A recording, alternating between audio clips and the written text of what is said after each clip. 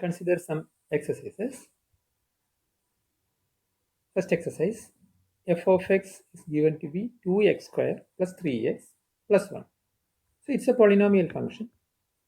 It is going to be defined everywhere in the real numbers. I mean, all real numbers, you can evaluate this, which means that it's a function which is having the domain as the entire real number.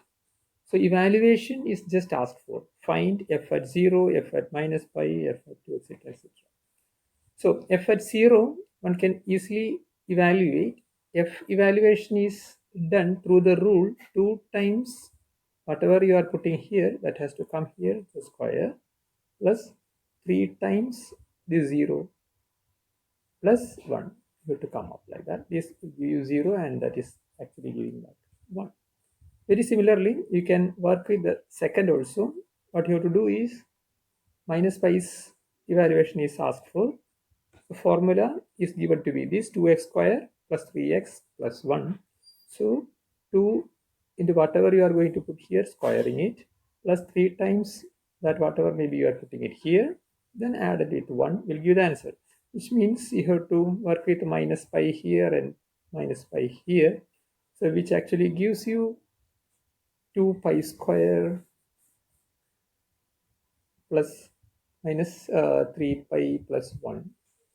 Very similar way, one can try the third one also, which actually asks us to substitute the evaluations instead of x at 2t, which gives 2 times of that 2t square plus 3 times of that 2t plus 1. If the input is x plus h instead of that, obviously the answer should be 2 times of that x plus h square plus 3 times of x plus h plus 1. This is the way of the evaluation, whatever may be the given with the function. So let us go for the next example. Find the domain of the function, the following functions. So we will make some hints about this exercise. So first one, f of x is given to be 3x plus 1 by x squared. So it is a polynomial by polynomial function. Usually they are called rational functions. So this function has the domain for the entire real number system will come out except for which the denominator is non-vanishing. So that is the common domain for the numerator as well as the denominator you have to find out, and you have to exclude the zeros of the denominator. So what you have to look at for here is you don't allow x square equal to 0. So look for those real numbers x square not equal to 0. Equivalently, x is not allowed to be 0. Which means on the entire the domain is going to be like this. If you are looking at the real number system, you have to just exclude 0. So this 0 you avoid it, which means minus infinity to 0 as well as 0 to infinity will come as the domain for the first functions. So domain of the first function is minus infinity 0, open at 0, union with 0, infinity. So in a similar way, one can try the domain for g of x. Again, remember that it is a rational function because a polynomial by a polynomial. Just look at the domain of f by understanding the zeros of the denominator. So x minus 1, you are not going to be allowing as to be 0. So you should be away from 1. That is what it gives you.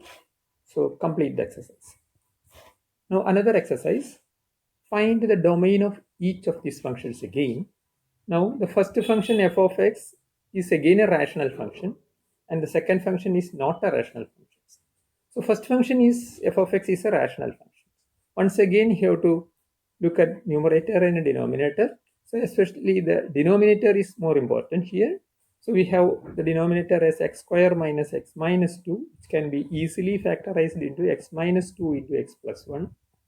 So we won't allow this polynomial is going to be 0, which means you have to avoid those values of x for this fellow is going to be 0. So you have to avoid this x's, which implies that x you have to avoid 2 as well as minus 1. So x is, you don't allow x to be 2 as well as x equals x not equal to minus 1. So these two valuations or these two real numbers you have to exclude for getting the domain.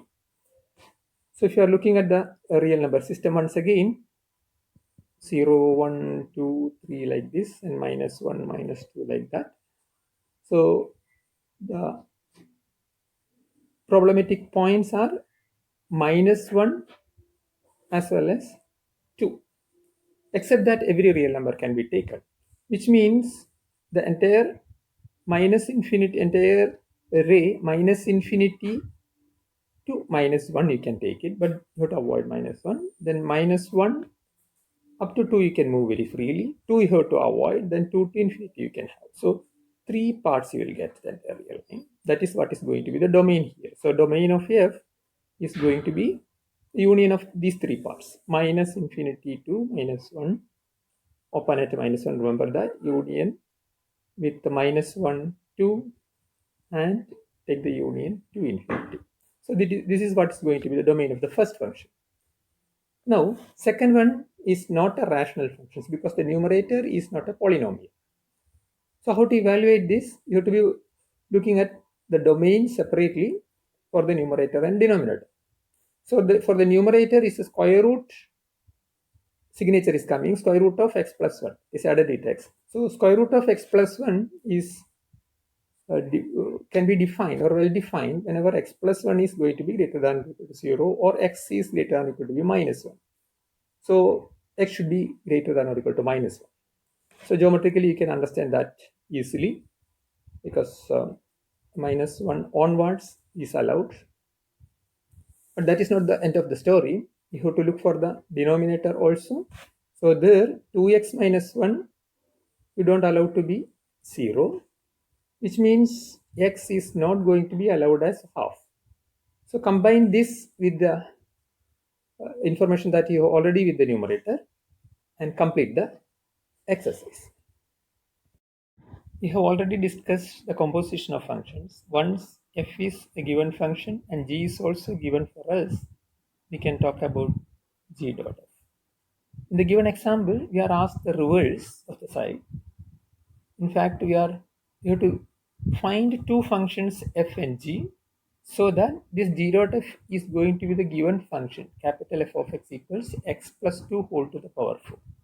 So in 2 steps, you have to reach at x plus 2 whole raised to 4. There are many ways of doing the problem, splitting up. The first step, one can think about f of x, which is given to be x plus 2. So in the second step, g of x, you can give for the fourth power directly. So a g of x going to x to the power 4 will do. Then obviously each x under f, it will be taken to x plus 2. So on this x plus 2, g works. G action is going for the fourth power, which you will get x plus 2 to the power 4, which is the desired effect. So this is one choice of taking f and g for this particular example. But if you want, you can go in another way also. Since the final output is x plus 2 whole to the power 4, the first step one can think about f of x equals directly x plus 2 to the power 2. Then g action, once you can think about g of x is going to be the squaring function. Then the net effect is each x under f goes for x plus 2 square first. Then g acts on that, again squaring it. So x plus 2 whole square will come. So we'll be again getting x plus 2 whole raised to 4. So this is another choice. But there are many natural choice once a problem is given for us. Moreover, this can be extended. This composition can be extended. That is, if f is if a function f is given and g is followed by that, then one can have x going to f of x here. This f of x is taken by g, so g of f of x will reach it. One more function h is also with us, which will take care of our g of f of x. Then we will get the final output is as h of g of f of x. So this combined effect is nothing other than that h dot g dot f. First f acts, then g acts, then h acts. So order is f, g, h, then h dot g dot f effect will come. So first g dot f will work, on that h will work. So h dot g dot f will make sense. Formally, h dot g dot f on any input x is given by h of g of f of x. Just apply the rule appropriately. You will get the rule exactly. One can try with some examples. So here, the first example comes along with that side. F of x is given to be x minus 2, pi by 2. G of x makes g of x going to f of x under f of x going to x minus pi by 2. G action is 1 plus cos square x. H is taking square root of x. These are the effects. We are asked to find out h dot g dot f. To find h dot g dot f, ultimately we have to evaluate like this: h of g of f of x. So each x under f, that is f of x, is taken to x minus pi by 2. So on that g acts. G action is 1 plus cos square of the input.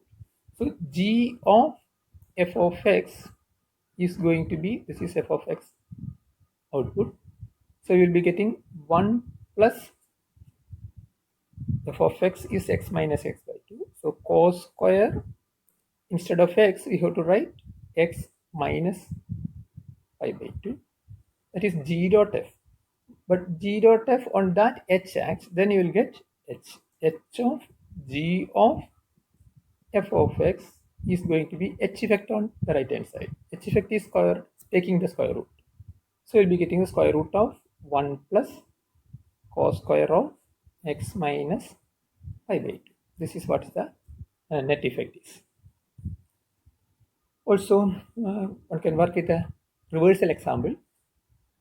Here it is given to be a capital F of x, which is 1 by square root of 2x plus 3 plus 1. You are asked to find functions small f, g and h, so that f will give you h given by h dot g dot